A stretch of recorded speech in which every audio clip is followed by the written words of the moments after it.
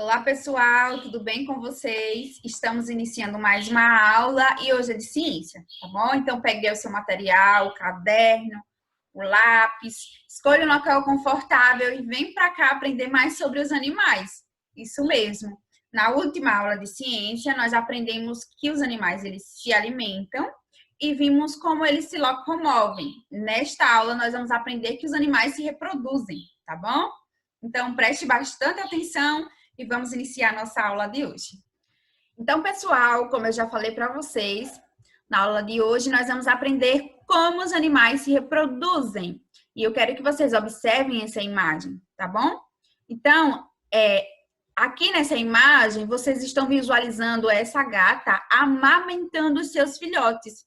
E eu quero que vocês percebam que, assim como os gatos, outros animais também se reproduzem. E o que é se reproduzir? É gerar um indivíduo, tá? Um indivíduo novo da mesma espécie.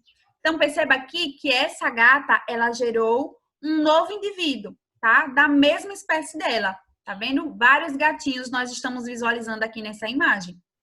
Então, a reprodução, pessoal, ela é muito importante para que a espécie ela continue a existir no meio ambiente. Se por algum motivo o gato não pudesse se reproduzir, com o tempo ele deixaria de existir no ambiente. A mesma coisa acontece com outros animais. Se eles não se reproduzir, com o tempo eles deixam de existir. Por isso a importância da reprodução, tá? E como é que a reprodução acontece, professora? É simples. É necessário que haja um gameta masculino chamado espermatozoide e esse gameta masculino, ele precisa se unir a um gameta feminino chamado de ovócito, tá?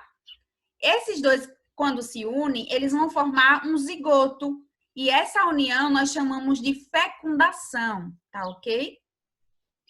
Alguns animais, para se reproduzir, eles fazem uns rituais, que nós chamamos de acasalamento, tá? E esses rituais envolvem danças, sons. Um exemplo disso é o pavão. Quando o pavão macho ele quer fazer a fecundação, ele quer se reproduzir, ele faz um ritual chamado de acasalamento. Ele abre as penas dele e desfila para a fêmea, para que essa fêmea ache ele interessante e escolha ele para se reproduzir, tá? Então, esse ritual nós chamamos de acasalamento, tá ok? Olha só, pessoal. A fecundação, ela vai acontecer de forma externa e a fecundação interna. Então, existe aqui duas formas de acontecer a fecundação.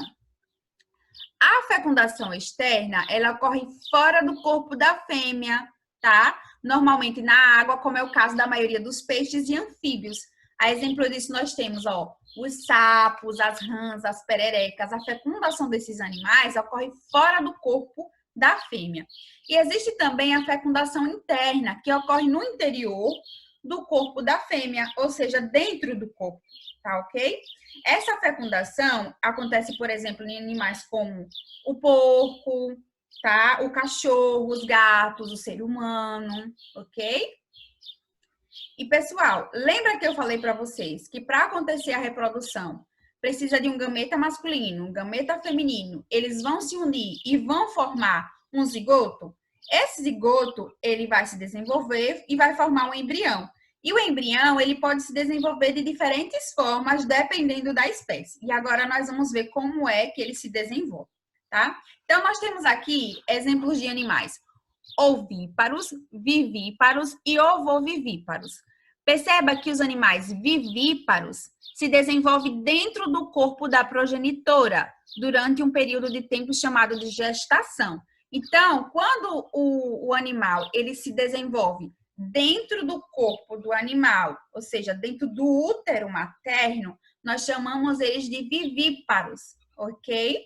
Exemplo disso, nós temos o gato, o porco, tá bom? A vaca, o ser humano, são animais vivíparos. Por quê? Porque o embrião, ele se desenvolve dentro do útero materno até que ele possa nascer, tá? Existem também os animais ovíparos.